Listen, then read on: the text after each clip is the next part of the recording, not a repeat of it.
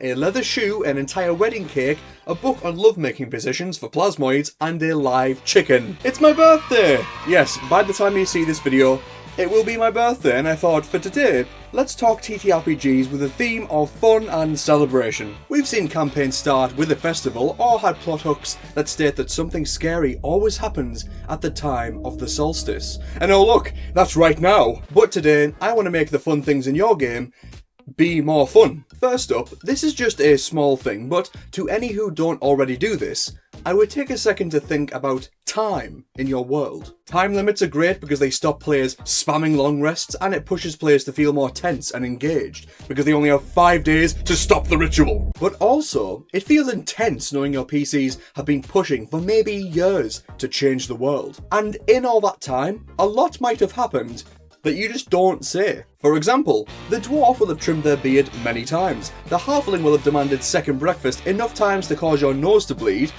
and with a party of 4 over the course of a standard Earth year, that's probably around 1,460 turds, begging the question, how do people wipe in your game? With entire lives happening, and you only mentioning the exciting parts, with no mention of bathroom breaks mind you, it can sometimes feel like you're watching a show, or tuning in with someone weekly, and not seeing the bad and boring stuff that happens behind the scenes.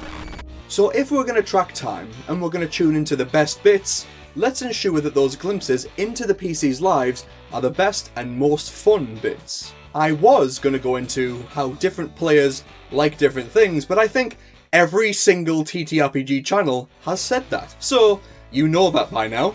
So, in a single sentence, try and include something for everyone. Simple. And I've mentioned this before, but the best advice for making your world feel fun, unique, real, and just better, whatever you present the players with, making it unique and flavoured to fit your world will make your players feel enraptured. Now, with that advice considered, let's talk celebrations. Festivals, celebrations, or whatever gathering of people can be great for your TTRPG games. It lets you show a bunch of unique things, and it can be a great way to showcase how people of different kinds interact with one another. People like starting in a tavern for this very reason. It lets players interact and talk about or fight something in the bar. And I mentioned time before, well, you'd expect for celebrations to happen in certain parts of the year. So, in a bit of a turn for this video, instead of boring advice, here is 5 to 6 ideas that hopefully will inspire you to make your own fun stuff for your players to talk about for years afterwards. And whatever celebration, whatever system and setting, you can flavour these to fit in. A colourful market stand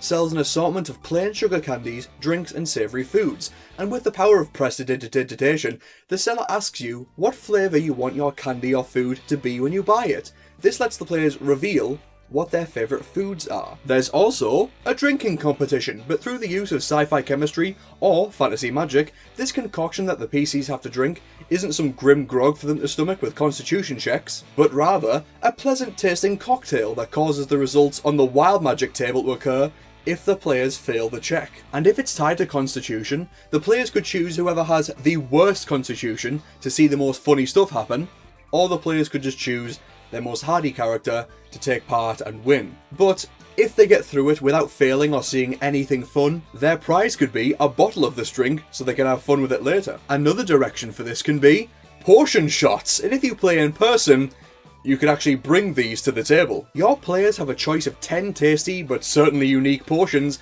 whose effects last for 1 hour. They don't know what each one does, but they can be assured the results are more fun than just being hungover. Maybe one shot makes your character double in size, one makes your character's senses change to see everything as more wonderful, and another makes you change ancestry. There is no winner or loser in this, but the 2 people must drink 5 shots each to see who has an hour of fun or weirdness afterwards. And also, here is a fun idea for your tabletop games. I've described in the past how the catapult spell is the arcane equivalent of a gun, but how about a game where it's a non-lethal catapult spell being used to try and knock your PC off a beam that they're trying to balance across? Less brutal than Takeshi's castle, the catapult spell is paired with a conjuration spell that teleports in, completely random stuff to be thrown at the players. Imagine running your PCs through a game where the rogue has to use their dex to remain on a balance beam while also dodging everything from a leather shoe, an entire wedding cake,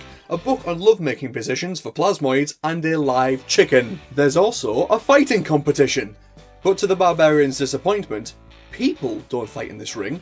Instead, the owner of the fight has rings that when worn, conjure a unique illusory combatant. This illusion combatant could be a funny memory manifested into a silly yet cool looking being, or maybe it appears as the frail looking spellcaster envisioned as a hilariously buff Giga Chad. You can make it so the mind and the charisma of the casters that are usually relegated to casting spells at the back of the combat can actually be the strength required to beat their opponent, with their spellcasting ability being the thing that makes their illusory combatant more badass. And this last one allows for ultimate creativity.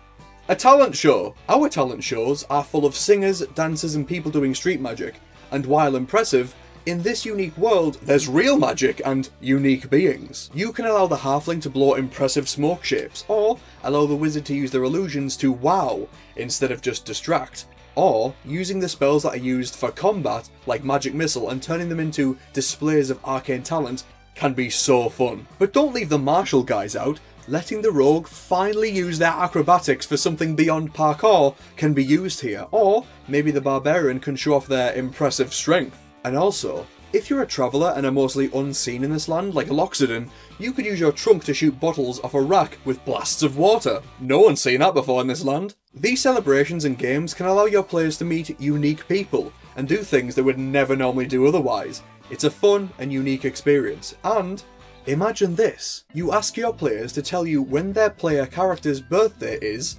on your calendar. Then, after saving the town, a PC's birthday approaches, so you ask the other players what their character would get this PC. And then both the PCs and the thankful town throw a party where a couple of these games, or all of the games, can take place.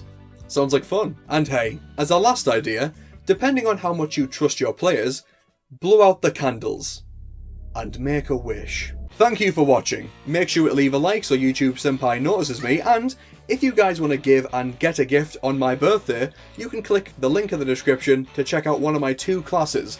I know you'll like them. Click the video on screen to see some unique gaming tips. See you next Saturday, the last day before spooky season.